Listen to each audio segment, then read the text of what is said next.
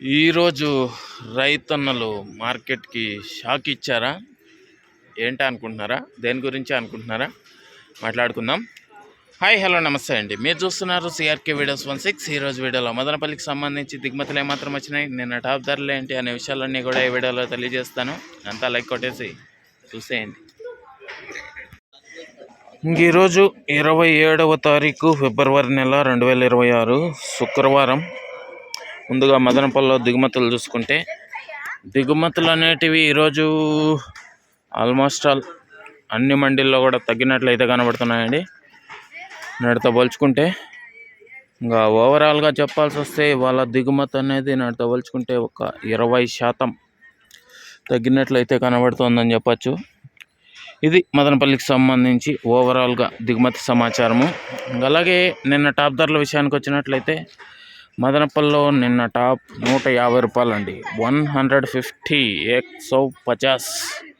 అలాగే మొలకల చెరువుకు సంబంధించి చూసుకుంటే 130 రూపాయలు టాపు. ఇది మదనపల్లికి సంబంధించి దిగుమతి సమాచారము, నిన్న టాప్ ధరల వివరాలు.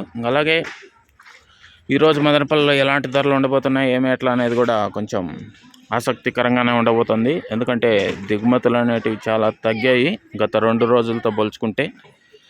చూద్దాం ఏం రేట్లు పోతాయో. 9 గంటల పైన వీడియో మేము ముందుకు తీసుకొస్తాను.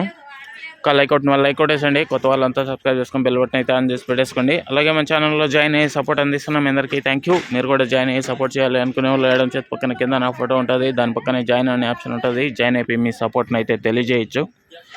ఇంకా స్టార్టింగ్లో చెప్పాను కదా, రైతన్నలు మార్కెట్కి షాక్ ఇచ్చారని. అది దిగుమతి అండి. గత 2-3 రోజుల్లో దిగుమతులు చూసుకుంటే చాలా వరకు తగ్గకుండా వచ్చాయి. ఈరోజైతే చాలా తగ్గుముఖంగా నడిచాయి దిగుమతులు.